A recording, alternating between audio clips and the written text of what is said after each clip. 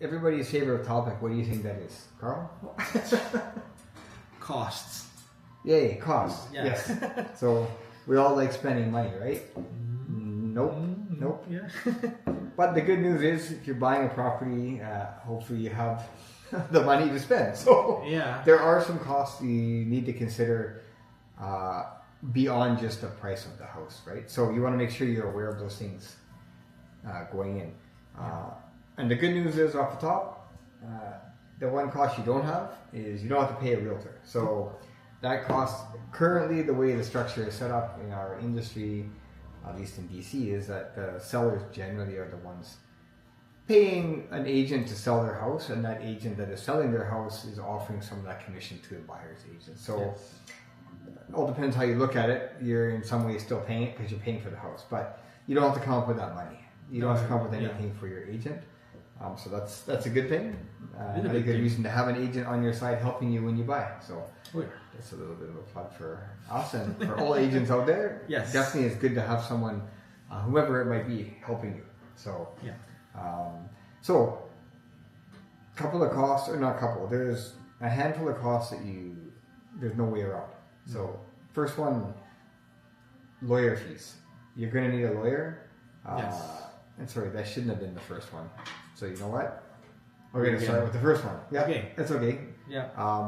There's one or two costs that you may have to incur during the process before you have a firm deal on a house. So when you get an accepted offer on a place, you're probably going to want to do an inspection. So good idea to do an inspection, of course, to make sure that you know what you're getting into. Those are going to vary from maybe $500 to $700, maybe a little bit more. Unless you're buying a more complicated property, commercial property, for example, it could be quite a bit more. Or rural property. Yeah, rural property.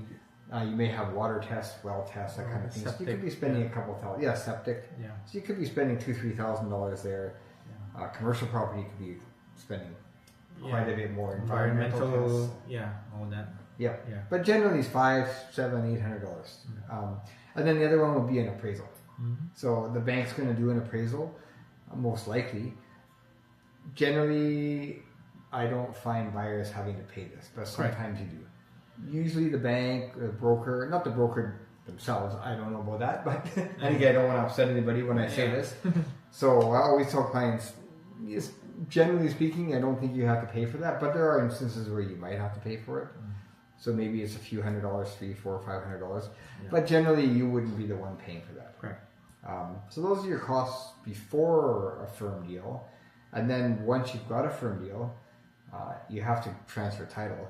So in order to do that, you need a lawyer or a notary public. That's right. And the cost will vary roughly around $1,500 to $2,000. And then that will be part of your closing costs when you close on the property. That's right. Yeah. And there's no way around it. No. You need to have a lawyer or a notary to do the transaction for you. They'll register your mortgage. They'll register things on title. They'll make sure the title is clean. When it gets transferred to you, there's no liens, all that kind of stuff. So it's a requirement. Yes. And then after that, there's a couple other. Well, there's insurance. You need insurance on the property. So most banks are going to require it if it's a house. But even if it's a condo, it's a very good idea to get insurance. And we will cover that in another section. But you need insurance, so keep that cost in mind. It's probably anywhere from a couple $1,000 annually, so $2,000 to $3,000, $4,000 maybe for a house. So you can usually pay it monthly. And then the other two taxes. Oh, sorry, I already gave it away. But the other two costs are, again, everybody's favorite type of cost. The three-letter word. Tax. That's right. So we're going to talk about them really quickly, but then we're going to do separate videos on them because there's all kinds of exemptions and sliding scales and different things that make them different for everybody. So it's hard to explain in a short time. But we'll start with our favorite, or not favorite, our lovely BC government tax that other provinces generally don't have. I think Ontario might have it, but the other provinces in Canada don't have this tax. but we do. So PTT, property transfer tax.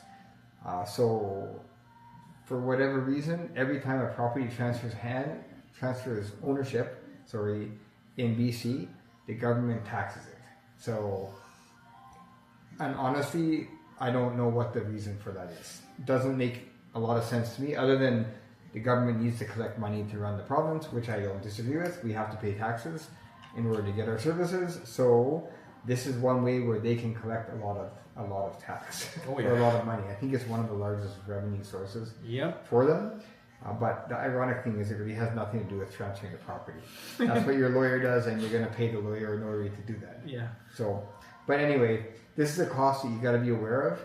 I'll just tell you the basic percentages, but there's, like I say, all kinds of different exemptions, different levels when you get to higher prices, first-time buyer exemptions, that kind of thing. But generally speaking, property transfer tax, 1% on the first 100,000 and 2% on the balance. So let's say that you're buying a property for $800,000, a condo. First 100,000, the first 200,000 is 1%. Right? So that's 2,000. The remaining 600,000 is at 2%. 2%. So that's 12,000. Yeah. You don't need a calculator. Yeah. 12,000 Yeah. plus 2, so 14. $14,000. You'll need to write a check to the government of British Columbia through your notary. You can't put it into your mortgage. You can't finance that. Nope. So it's a cost you have to have out of pocket. Yes.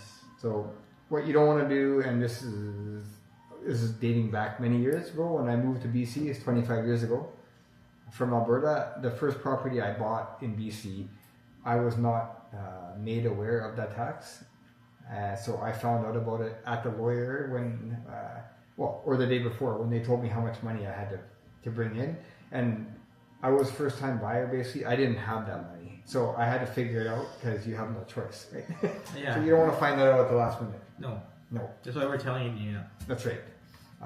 And then, we all know GST. GST. Yeah. So generally GST is only going to be applicable on new properties. New properties, yeah. I say generally, like I say, we'll do another video to talk about different exemptions and different things, but generally only on new properties, and GST is 5%. So you buy a $600,000, well, let's use the $800,000 property example we had. So you're going to pay $40,000 in GST. Correct. 5%. So again, there are some different exemptions for first-time buyers and stuff, and we'll go into that in a different video. Yeah. But there you go. Those are your main costs. Correct. You got some other stuff, but there's vacancy taxes, BC flipping taxes, but that's not a cost of purchasing. Yeah. So we'll talk about that in a different video. Yeah. So anything to add? Again, sorry, I I ramble on. So we covered it basically. So if you have any questions, feel free to call us or email us, concierge@strengteam.com, and then we'll do our best to give you answers to your questions. Otherwise, we will see you at the next video. So thanks for watching. all right, Bye. See you later.